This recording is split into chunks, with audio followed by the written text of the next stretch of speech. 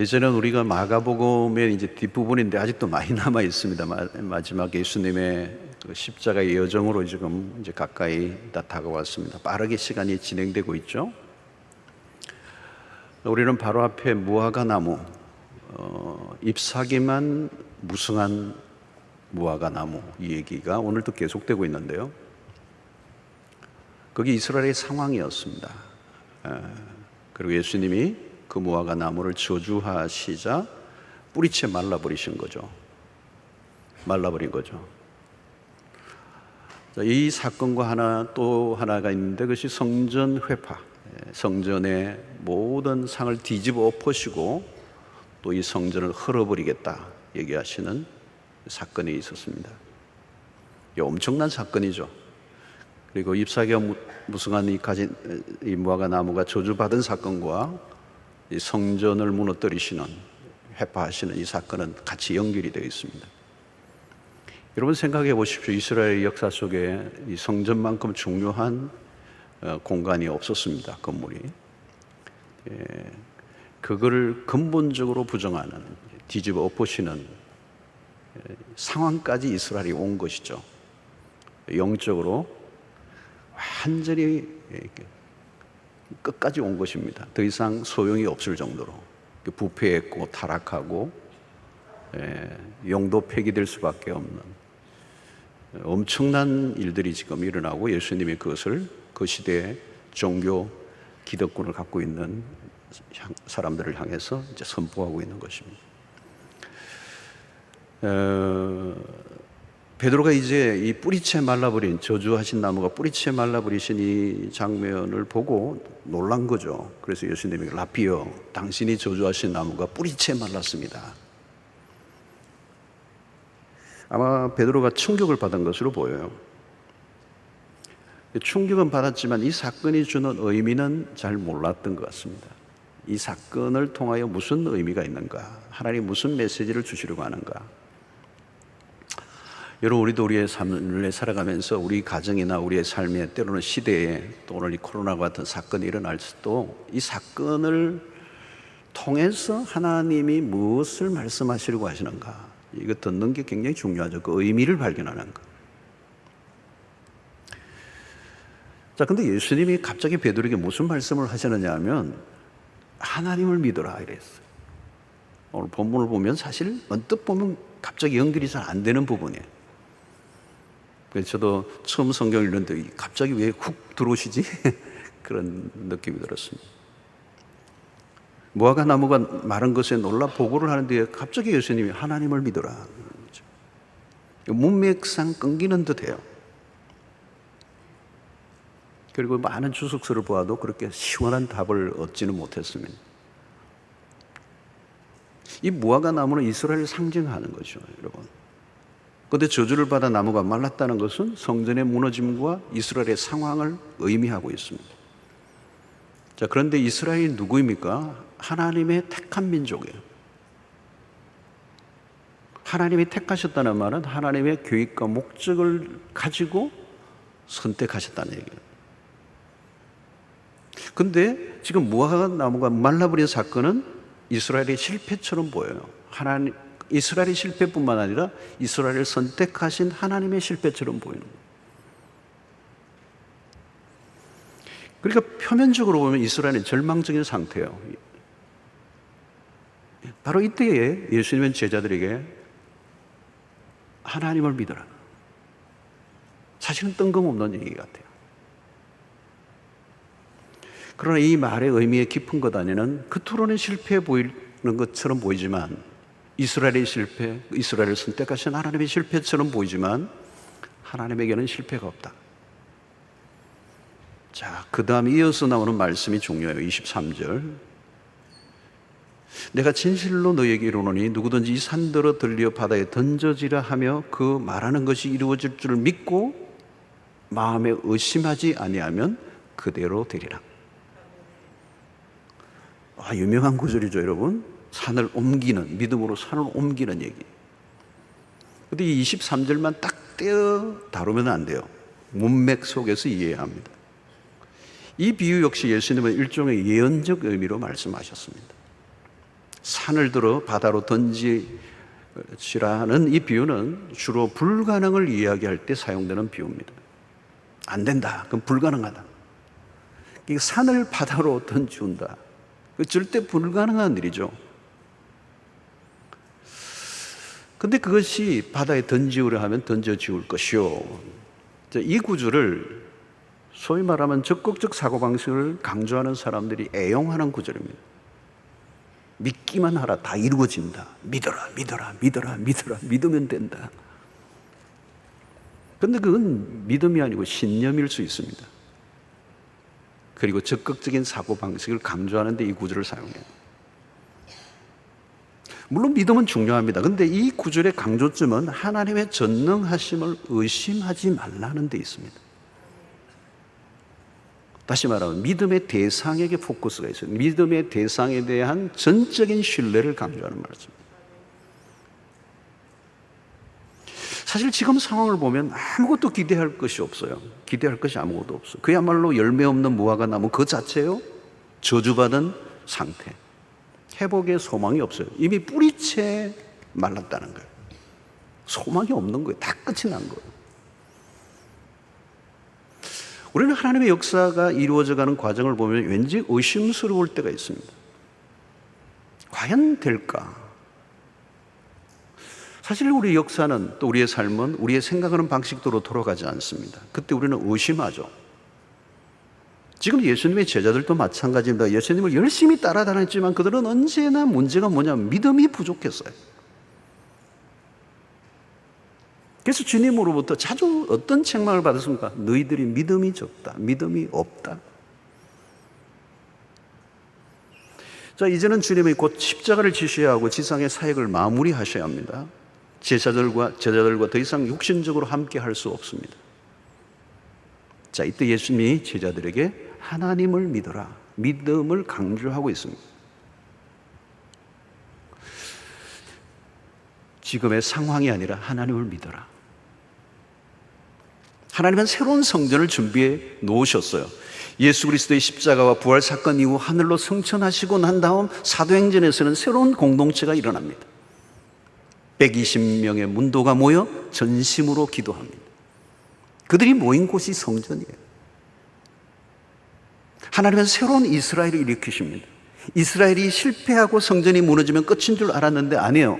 로마에 의해서 성전이 완전히 회파를 당하고 예루살렘은 함락을 당했지만 하나님의 계획은 실패하지 않으신다.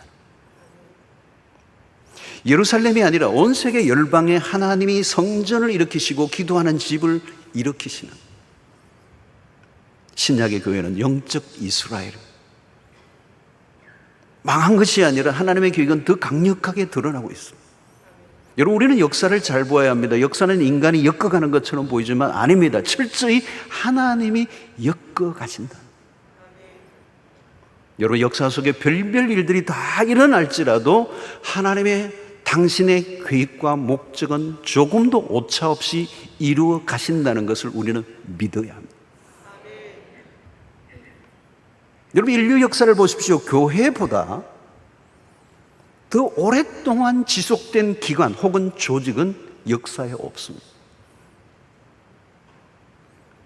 2000년의 기독교 역사 속에 교회를 넘어뜨리기 위해서, 무너뜨리기 위해서, 없애기 위해서 수 없는 시도가 있었습니다. 그러나 2000년의 역사 속의 교회는 여전히 세워져 있습니다. 세워져 가고 있습니다. 믿음이 어떤 것입니까? 하나님을 의심하지 않고 그분을 온전히 신뢰합니다. 어떤 것을요? 산들어 들려 바다에 던지려고 하면 던져질 수 있게 하시는 그 하나님. 기적을 믿는 게 아니라 하나님을 믿으라는 거죠. 믿음의 초점은 우리의 편에서의 강한 결단과 의지가 아닙니다. 대상에 대한 절대 신뢰. 이스라엘은 열매 없는 무화과 나무였지만 하나님은 새로운 접붙임을 하십니다. 이스라엘의 실패는 믿음의 문제였어요. 그들은 하나님을 온전히 신뢰하지 않았습니다. 여러분, 열매를 맺으려면 믿음이 있어야 돼요. 믿음이란 뭘까요? 하나님을 신뢰하는 것, 트러스트하는 것. 하나님이 하시는 일을 제한하지 않아야 됩니다. 당시 이스라엘 백성들은 하나님을 믿지 않았어요. 어떻게 해요? 그들은 믿는 척한 거죠. 여러분, 믿는 것과 믿는 척은요, 하늘과 땅 차이입니다. 믿는 척하는 것으로는 열매를 맺을 수가 없습니다. 가지가 나무에 붙어 있는 척하면 열매를 맺을 수 있나요? 이런 요한복음 15장 포도나무와 가지와의 비유에서 그것을 잘 알 수가 있습니다. 15장 17절을 보면 너희가 내 안에 거하고 내 말이 너희 안에 거하면, 이 거한다는 단어가 굉장히 중요한 거예요. 무엇이든지 원하는 대로 구하라 그리하면 이루리라. 자, 이 구절을 여러분들 보시면 우리는 뒷부분에 자꾸 줄을 거예요. 너희 안에 무엇이든지 원하는 대로 구하라 그리하면 이루리라. 아멘 아멘 줄을 거길 거예요. 뒷부분에 감동을 받아요. 그러려면 초점은 앞에 있어요. 너희가 내 안에 거하고 내 말이 너희 안에 거하면. 믿음이란 뭘까요, 여러분? 거하는 것입니다. 너희가 내 안에 거하고, 이 거한다라고 하는 말은 결속, 연합을 의미합니다. 주님과 함께하는 삶이 믿음입니다. 함께 하다 보니 열매가 맺히는 거예요. 무엇이든지 원하는 대로 구하면 이루어진다는 것은 너희가 내 안에 거하고 내 말이 너희 안에 거하면의 결과죠. 열매는 접붙여진 관계 안에서 일어난 결과입니다. 접붙여지는 것은 믿음에 의해서요. 믿음은 온전한 그리스도와의 연합을 이루게 하는 것입니다. 그러므로 접붙여져 있는 것은 일시적인 작업이 아닙니다. 가지는 나무에 계속 붙어 있어야죠. 붙었다 떨어졌다 붙었다 떨어졌다 하면 그건 열매를 맺을 수가 없습니다. 24 hours, 24시간이에요. 믿음은 하나님께 붙어 있는 것입니다. 중요한 것은 믿음이죠. 주님은 믿음을 구체적으로 가르쳐 주십니다. 하나님을 믿어라. 하나님은 무엇이든지 하실 수 있다. 마른 막대기 하나를 통해서도 애굽의 바로를 무릎 꿇게 하시고 이스라엘을 출애굽하게 하시는 전능하신 하나님. 우리는 지금 어려운 때를 살고 있습니다. 상황의 변화를 구하지 말고요, 믿음을 구해야 돼요. 상황은 언제나 변화무쌍해요. 코로나19라는 말이 뭘까요, 여러분? 19, 2019년에 일어난 거예요. 20년, 21년, 22년 앞으로도 무슨 일이 일어날지 모르는 거예요. 상황의 변화에 흔들리지 말라. 여러분 마음에 의심하지 아니하면, 이 말이 중요한 거예요. 그것은 하나님을 믿으라는 이 말과 대조적인 거예요. 주님은 무화과 나무만 마르게 하실 수 있는 분이 아닙니다. 거대한 성전을 바다에 빠뜨려 버리게도 하실 수 있는 분이에요. 그 이상도 하실 수 있는 하나님. 그 하나님을 신뢰하라. 지금 일어난 상황을 믿는 것이 아니라 하나님을 믿어라. 믿음으로 살아가라. 이렇게 말씀하세요. 자, 그런데 우리 주님은 믿음의 주제를 기도로 옮기고 있어요. 24절에 보니까 그러므로 내가 너에게 말하노니 무엇이든지 기도하고 구하는 것은 받은 줄로 믿어라. 그리하면 너희에게 그대로 되리라. 자, 주님은 제자들의 기도를 강조하십니다. 믿음은 기도를 통하여 확인됩니다. 기도는 믿음의 중요한 행위입니다. 무엇을 이루는 일에는 기도가 있습니다. 기도는 그냥 주술 행위가 아닙니다. 믿음의 가장 구체적인 행동이 기도입니다. 믿음의 기도는 하나님의 능력을 가져오게 합니다. 마가는 이미 앞에서도 자주 기도의 중요성을 강조했습니다. 열매 맺는 삶에는 기도가 따라야 합니다. 그 기도는 무의미한 행동이 아니라, 시간 낭비가 아니라 삶의 열매를 구체적으로 맺게 하는 행위가 기도를 통하여. 어떤 기도? 믿음의 기도.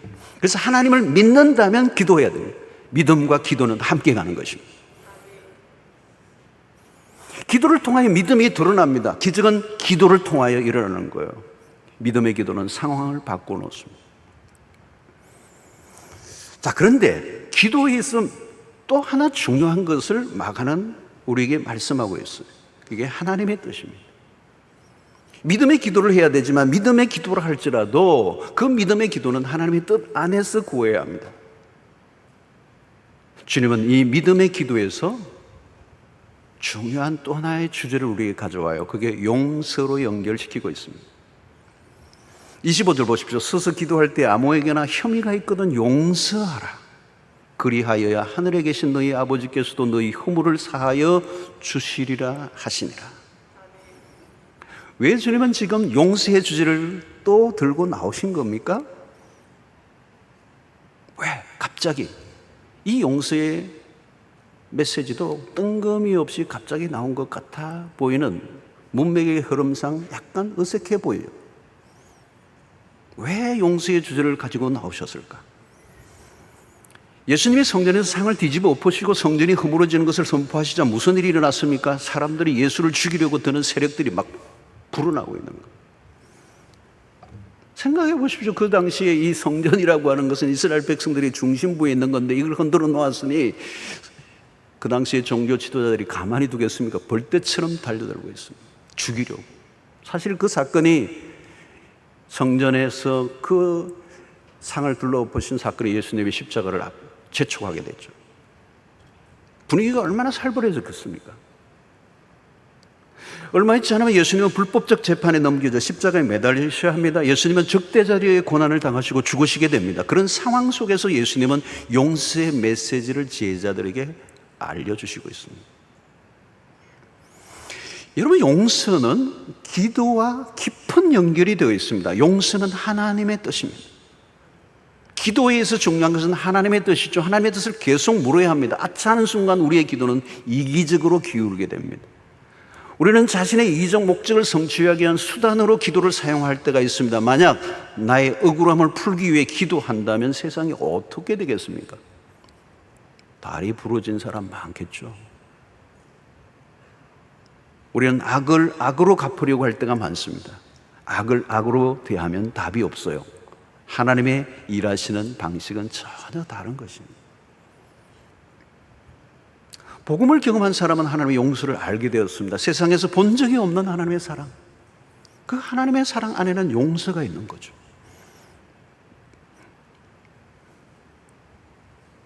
우리는 지금도 한없이 하나님의 용서를 받으며 살고 있습니다. 세상은 용서를 알지 못해요.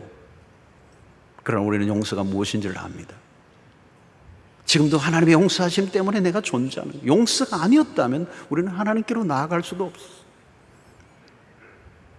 용서는 예수의 가르침의 핵심입니다.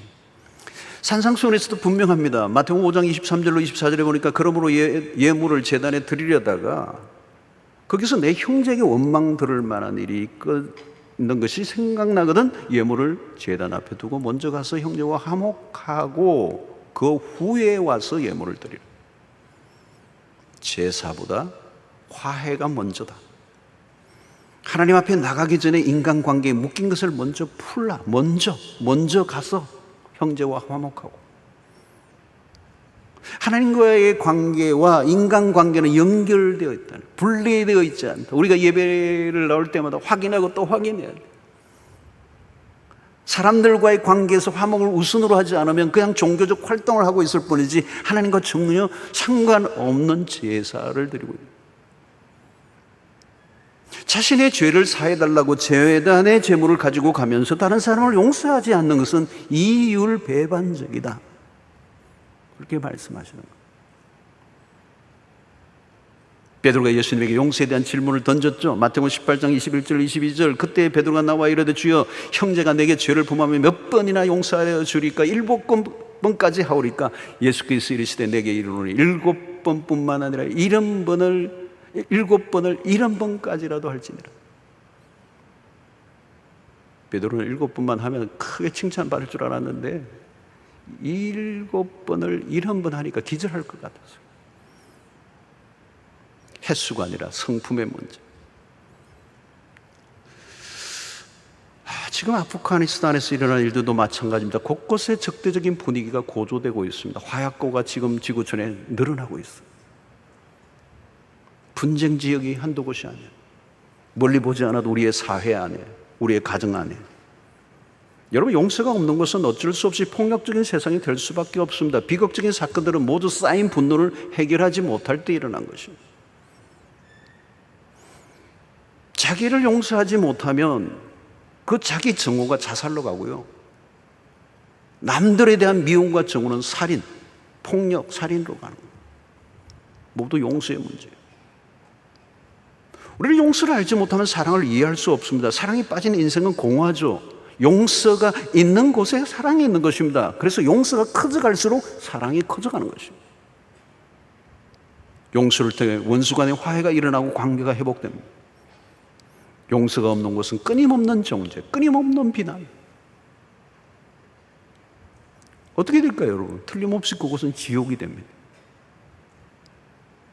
주님은 병자를 낫게 하실 때도 먼저 내 죄 사함을 받았다고 선포하십니다. 병 낫는 것보다 용서가 더 먼저예요.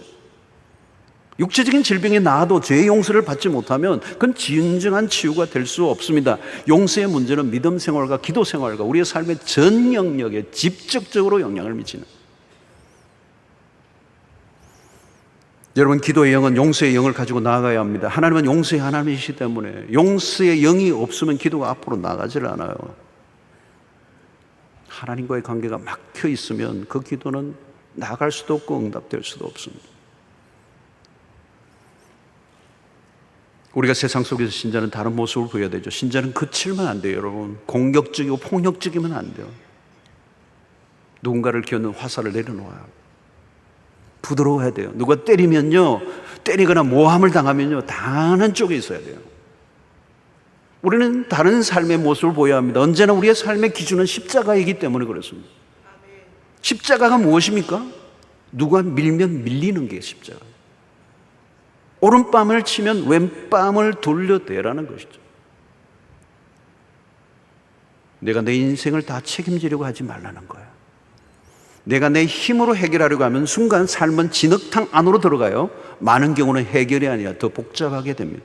십자가의 길이란 하나님의 손에 맡기는 것입니다. 억울한 일을 당했다고 자기가 해결하려고 하지 마십시오.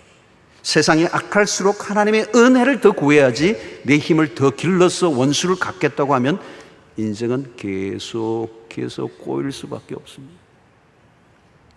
십자가는 내 힘을 길러 이기는 방식을 포기하라는 것입니다. 여러분, 십자가와 멀어지면 안 됩니다. 십자가로부터 멀어지면 답이 없어요. 미궁에 빠지는 겁니다. 시간이 흐를수록 우리 자신을 확인해야 되는 것은 나는 더 십자가로 가까이 가고 있는가? 내 삶에 십자가가 있는가? 내 삶의 중심의 원리가 십자가인가?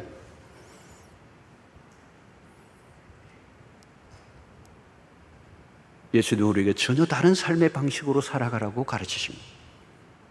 그게 용서의 삶이에요. 우리가 이 세상을 이기는 길은 십자가 외에 다른 길이 없습니다. 주님은 이제 십자가를 앞두고 그 길을 제자들에게 당부하고 계십니다. 너희들은 하나님의 나라를 위하여 부름을 받았다. 세상의 방식을 포기해라. 하나님의 나라는 샬롬의 나라예요. 그 나라에 필요한 사람들은 화평케 하는 자들이에요. 점점 더 악해져가는 세상 속에서 악은 악으로가 아니라 악을 선으로, 아니 악은 모양이라도 부리라 하신 말씀을 따라 십자가의 길을 걸을 때 겉으로는 실패하는 것 같지만 반드시 하나님이 그 길을 걷는 자에게 승리를 주실 줄로 믿습니다. 여러분, 중요한 것은 하나님이 이 게임들을 하고 나면 심판이 누구의 손을 탁 들어주느냐예요. 우리의 인생도 마찬가지. 결국은 하나님이 우리의 손을 들어주셔야 이기는 것입니다. 하나님이 손을 들어주시면 되는 거예요. 누구에게? 당신의 뜻을 쫓아. 그 뜻의 중심은 무엇입니까? 십자가예요. 그 십자가는 용서를 선택하라. 용서의 길을 걸어라. 그때 하나님의 뜻이 우리를 통하여 이루어지며 하나님의 나라가 우리를 통하여 확장될 줄로 믿습니다.